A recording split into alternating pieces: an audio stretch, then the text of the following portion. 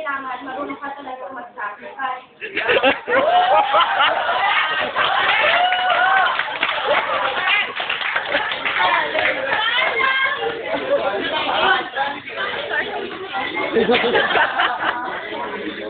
Kailangan ka talaga mag-sacrifice. Diba sabi nga nila, it takes a little sacrifice in order for you to achieve something.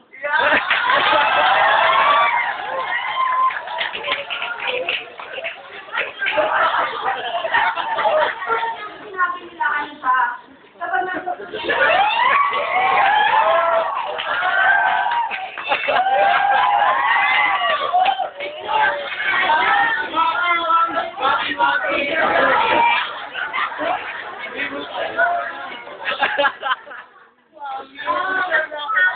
ayun, sabi nga nila ako, marunong ka mag-sacrifice, kailangan pa isa ng time mo. Kasi minsan ako, sinadala ng mga hanggang 12, gumagawa ka lang ng mga paperwork, mga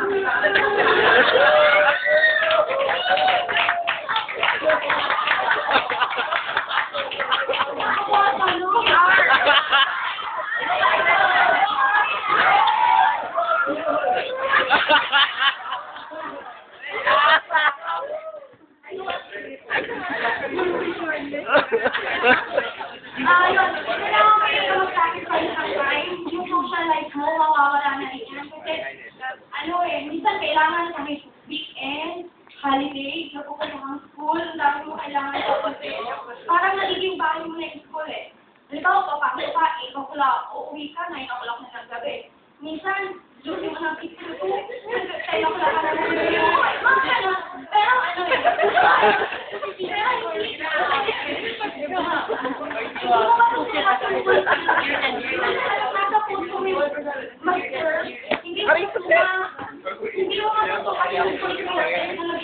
YouTube.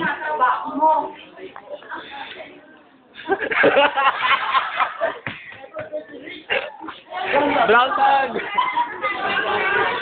Yung kasi para sa akin, yung purpose mo. Yung purpose mo kung bakit ka nandito. Kasi yung purpose mo yung magbigay ng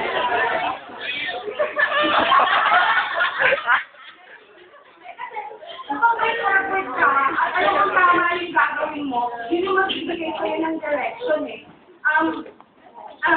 Tapos, yun nga, yung service, minsan, hindi naiintindihan ng tao yung mga ginagawa mo. Kasi hindi nila alam yung mga pag-ihirap mo.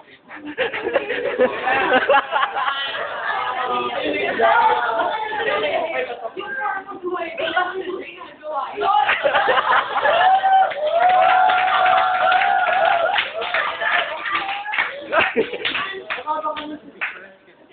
Ayun, basta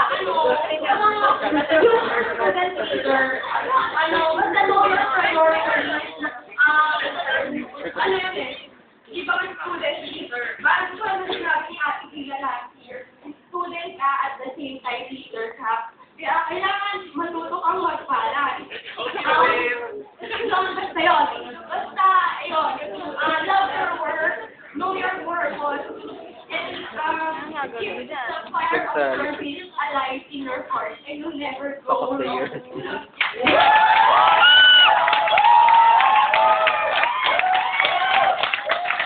Love you, David!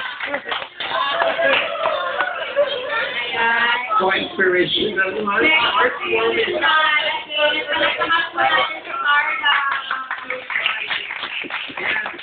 Hindi na maka-sacrifice.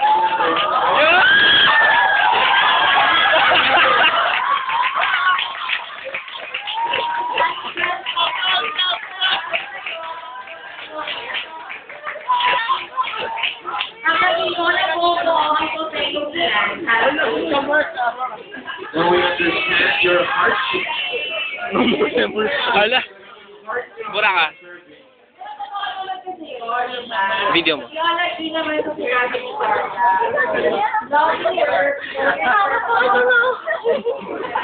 And be inspired.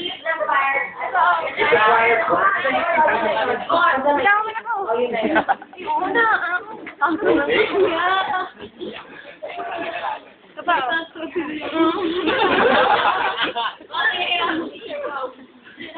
Okay, for our awarding of certificate, we have the people, the chairman of the